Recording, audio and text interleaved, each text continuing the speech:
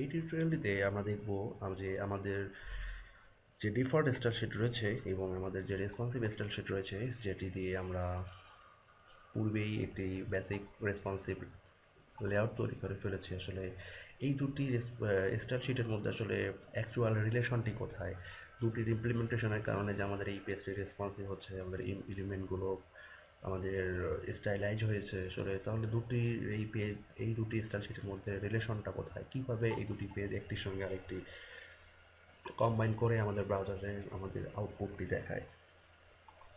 তো আমি যদি স্টাইল শিটে আসি, আমাদের একদম প্রথমেই যে আসলে এখান থেকে আমার ডিফল্ট স্টাইল মানে এখান থেকে মূলত এটা যে ক্লিয়ার ফিক্স আমি সবগুলো সেকশনে এটা ইউজ করেছি। তো আমার মেইন ডিফল্ট স্টাইল শিট হচ্ছে এতটুকু, এটুকু হচ্ছে আমার স্টাইল।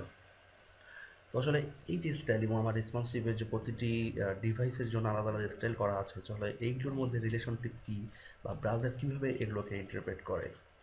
তো আমি যদি এখন আমার ডেভেলপার টুল ইনস্পেক্ট এলিমেন্টে যাই এবং আমি দেখি যে আমি আমার র্যাপারে ক্লিক করি, তাহলে এদিকে দেখবেন যে আমার দুটি স্টাইল সেটার ইমপ্লিমেন্টেশন এখানে দেখা যাবে। আমি র্যাপারে ক্লিক করলাম। ফার্স্ট অফ অল আমার প্রথমে কী হলো যে এটি যেহেতু আমার ডিফল্ট ব্রাউজার, তো আমার যে ডিফল্ট ব্রাউজার বা ডিফল্ট আমার পেজ, সেই ডিফল্ট পেজের যে হোয়াইটটি ছিল, সেই হোয়াইটটি প্রথম অবস্থায় আপনারা দেখেছেন যে আমি এইখানে মানে আমার স্টাইলটার সিএসএসে রেখেছিলাম। আর যখন আমি পেজটিকে রেসপন্সিভ করলাম, তখন আমি রেসপন্সিভের যে ডিফল্ট লেআউট সেকশন কোড, সেই ডিফল্ট লেআউটে যে আমি এই কোডটি এখানে নিয়ে গেলাম।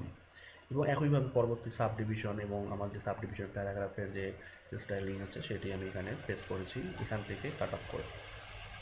তো কেন আমি এই কোডগুলো এখানে নিয়ে এসেছি, কেন এখানে আমি রাখিনি এই কোডগুলো, এটি ডেফিনেশন অনেকেই বুঝতে পারেন না বা অনেকেই কনফিউশনে থাকেন যে আমার তো এই কোডগুলো এখানেই রাখলেই চলতো, আবার আমি এখানেই বা কেন নিয়ে আসলাম।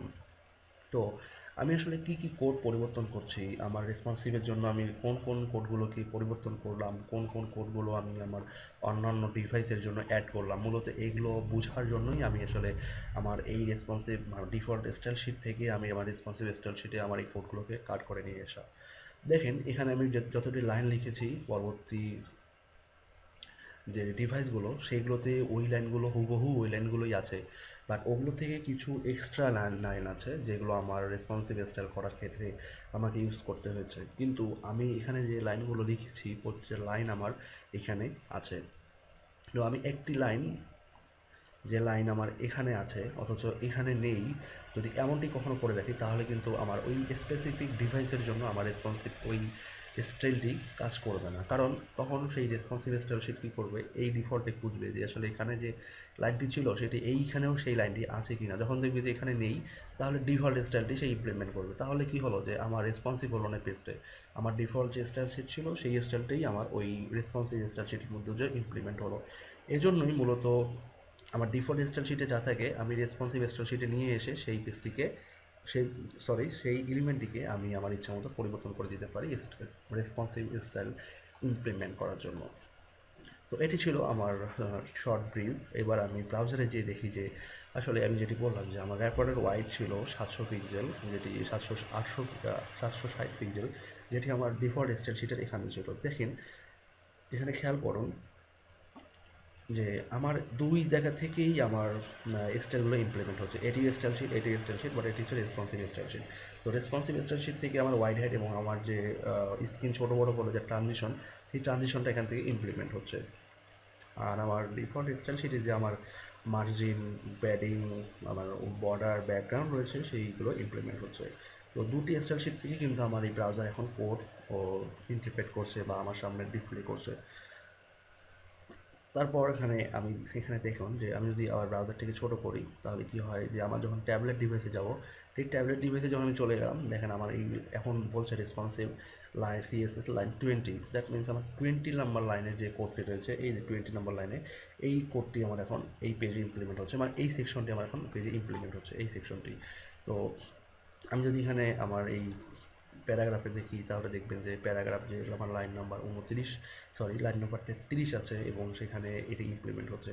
আর রেসপন্সিভে যে 11 ছিল, সেটি আমার ডিফল্ট ছিল, সেটি সব কিন্তু কাট আপ হয়ে গিয়েছে, কারণ এটি আমার ট্যাবলেট ডিভাইস নাও।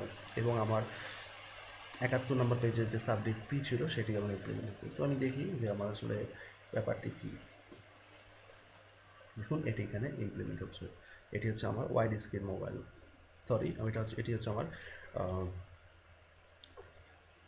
ট্যাবলেট ডিভাইস, এবং আমার বাই ডিফল্ট যে স্টাইল শিট ছিল সেটির 71 নম্বর লাইনের যে প্যারাগ্রাফের জন্য যে ইফেক্টটি দেওয়া ছিল সেই ইফেক্টটি এখানে ইমপ্লিমেন্ট হচ্ছে 71 নম্বর লাইনে, এই যেটি এখানে ইমপ্লিমেন্ট হচ্ছে। ঠিক একইভাবে আমি যদি আমার ওয়াইড স্ক্রিন মোবাইলের জন্য ট্রান্সফার করি, সেই দেখেন যে আমার এখানে রেসপন্সিভ স্টাইল শিট থেকে পাচ্ছে এবং বলে দিচ্ছে যে এখানে আমার ওয়াইড স্ক্রিন মোবাইল সেট, এবং আমার এখানে আবারও রেসপন্সিভটি কেটে গিয়েছে। রেসপন্সিভের 57 নম্বর ব্লকটি কেটে গিয়েছে, মানে আমার যে ট্যাবলেট ডিভাইসের যে ব্লকটি ছিল সেই এই ব্লকটি কেটে গিয়েছে। এখন আমার ইমপ্লিমেন্ট হচ্ছে এই ব্লকটি, এইটি হচ্ছে আমার 67 নম্বর লাইনের ব্লকটি। দেখুন এই যে এখানে এই যে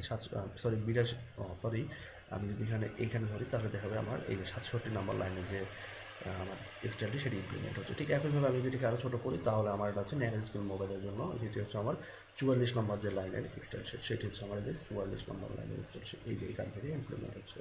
তো মূলত এভাবে করেই আমার মেইন স্টাইল শিট এবং আমার রেসপন্সিভ স্টাইল শিটগুলো এরা একে অপরের সঙ্গে কম্বাইন করে একটি, বা আমার ওয়েবসাইটে যতগুলো পেজ থাকে সব পেজগুলোকে এভাবে করেই ইমপ্লিমেন্ট ঘটায় আমার ব্রাউজারের প্রেজেন্টেশন ঠিক রাখার জন্য।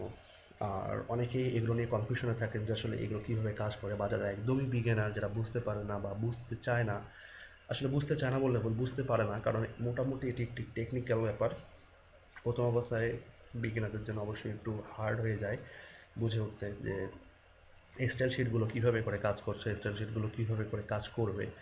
তো এটি মূলত ডেফিনেশন, এবং আমরা যে কোডগুলো আমাদের style.css থেকে কপি করব সেই কোডগুলো আমাদের এখানে responsive.css এর মধ্যে এগুলোকে ইমপ্লিমেন্ট করব। তো এটি ছিল এই পর্বের। সবাই ভালো থাকুন, ধন্যবাদ সবাইকে।